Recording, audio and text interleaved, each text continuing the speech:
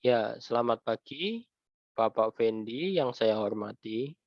Selaku dosen pengampu mata kuliah Literasi Data, saya Willy Fernando dari Prodi D3 Bahasa Mandarin, kelas 2B dengan nomor NIM V04200068. Di sini saya akan menjelaskan tentang dampak COVID-19.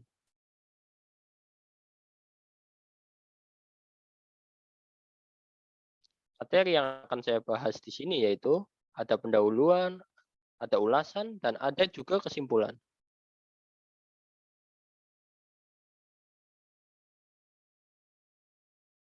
Yang pertama pendahuluan yaitu pada makalah ini saya akan mengulas tentang permasalahan COVID-19 secara luas.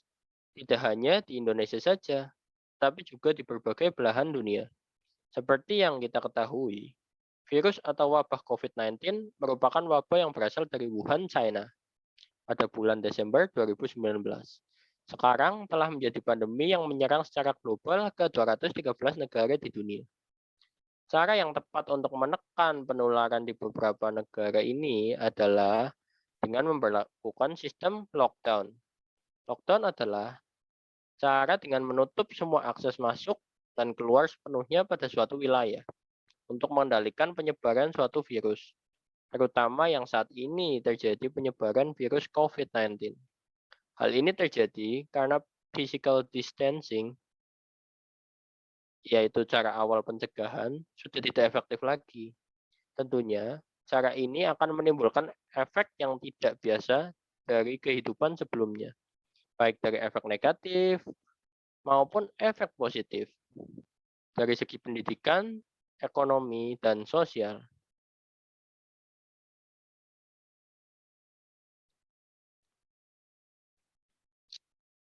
Ulasan dari 10 artikel yang telah saya baca yaitu yang pertama, Quarantine and the Risk of COVID-19 Importation.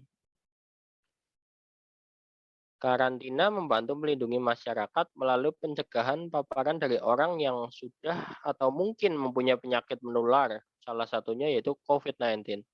Artikel ini menjelaskan tentang peran karantina pada masa pandemi COVID-19 terhadap perjalanan keluar daerah. Di masa pandemi ini, kegiatan perjalanan jauh berpengaruh besar dalam hal penyebaran virus corona.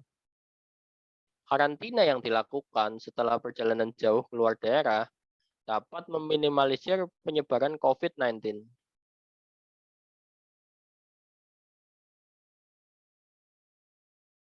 Yang kedua yaitu mental health and the COVID-19 pandemic.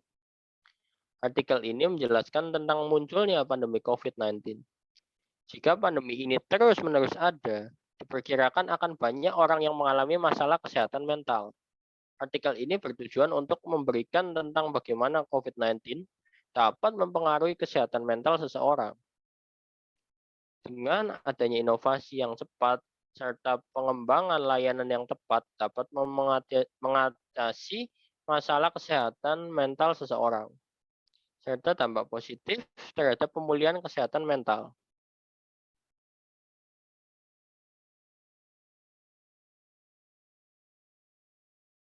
Yang ketiga yaitu evaluation of nutritional behavior related to COVID-19. Artikel ini menjelaskan tentang COVID-19 yang memaksa kita melakukan pembatasan aktivitas dengan melakukan isolasi mandiri. Isolasi mandiri yaitu memisahkan orang yang sakit dengan gejala COVID-19 guna mencegah penularan. Isolasi mandiri berdampak pada pola makan kita. Pola makan yang berantakan dapat berpengaruh pada gangguan makanan di kemudian hari. Tujuan dari penelitian ini adalah untuk mengevaluasi kemungkinan efek dari pandemi COVID-19 dan proses isolasi sosial pada keseimbangan gizi individu dan perubahan berat badan.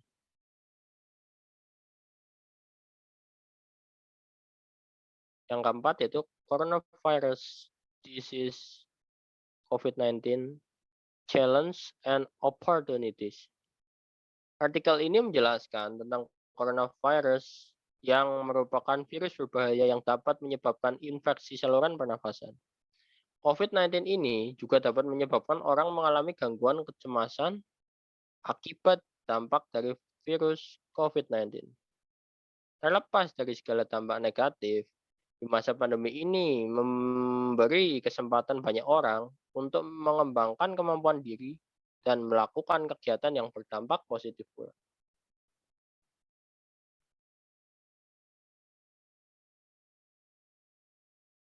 Yang kelima yaitu obesity population at risk of COVID-19 complication. Artikel menjelaskan tentang kehidupan masyarakat dengan adanya COVID-19, apalagi bagi orang yang mengalami obesitas. Pengidap obesitas merupakan kelompok rawan COVID-19 yang memerlukan perhatian khusus selama pandemi agar tidak terjadi komplikasi penyakit yang berat. Dianjurkan masyarakat melakukan olahraga dan melakukan pola hidup yang sehat. Tentu saja itu semua dilakukan harus dapat memperhatikan kondisi yang orang tersebut.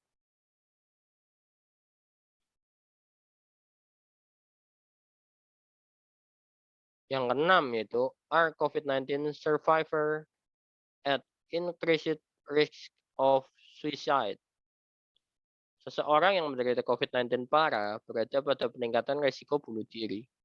Artikel ini menjelaskan tentang hubungan penyintas COVID-19 dengan peningkatan risiko bunuh diri. Faktor psikologi merupakan alasan terbesar adanya risiko bunuh diri di antara pasien COVID-19. Kita harus menyadari bahwa dengan adanya isolasi sosial dan rasa ketakutan menulari orang lain dapat menyebabkan gangguan psikologis yang serius.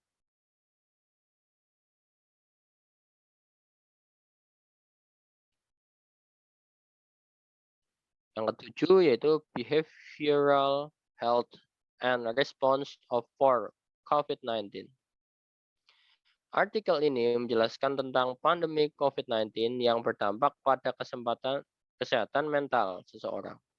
Di artikel ini membahas tentang kecemasan, depresi, dan gejala stres pasca trauma di tengah pandemi. Tujuannya adalah agar orang-orang lebih peduli terhadap kesehatan mental akibat tekanan perubahan. Kebiasaan di tengah merebaknya virus COVID-19, dengan adanya artikel ini, diharapkan pemerintah dan masyarakat dapat tanggap terhadap keadaan seseorang saat terkena COVID-19 serta menyiapkan rencana metode pemulihan.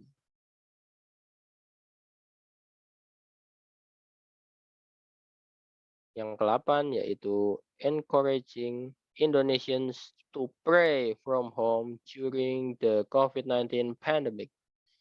COVID-19 atau COVID-19 telah menyerang berbagai negara termasuk Indonesia.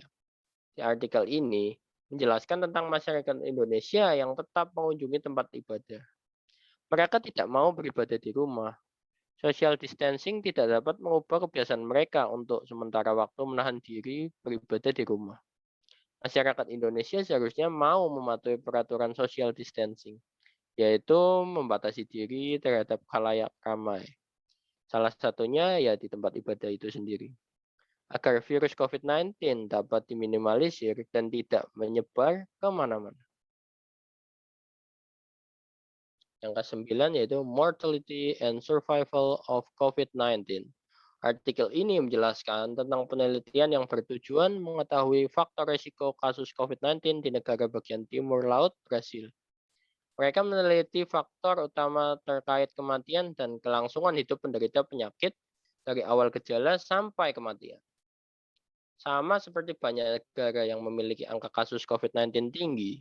Selain itu, para lansia serta mereka yang mempunyai penyakit bawaan seperti penyakit jantung, diabetes, TBC, dan sebagainya memiliki risiko kematian yang lebih besar.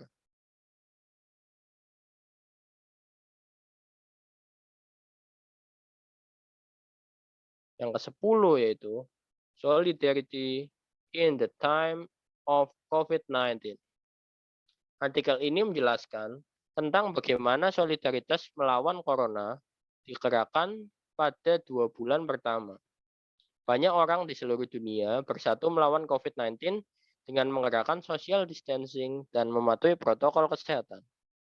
Agar dapat menekan risiko kematian akibat virus COVID-19, tujuan dari artikel ini adalah agar lebih banyak orang di dunia bersama berjuang melawan dan memerangi COVID-19.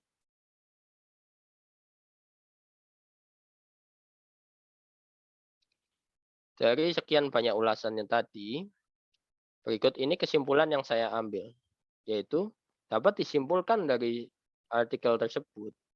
Ternyata COVID-19 bukan hanya mematikan, tetapi juga membawa dampak negatif dan dampak positif. Sebab, jika terkena dampak negatif tersebut, sangat merugikan kita dan dapat membuat seseorang terkena kesehatan mental, serta komplikasi terhadap penyakit yang lainnya. Untuk itu, kita harus selalu menjaga kesehatan, mematuhi protokol kesehatan, seperti dengan selalu melakukan cuci tangan, memakai masker, dan membawa hand sanitizer, serta tidak berkerumun dengan kalayak ramai.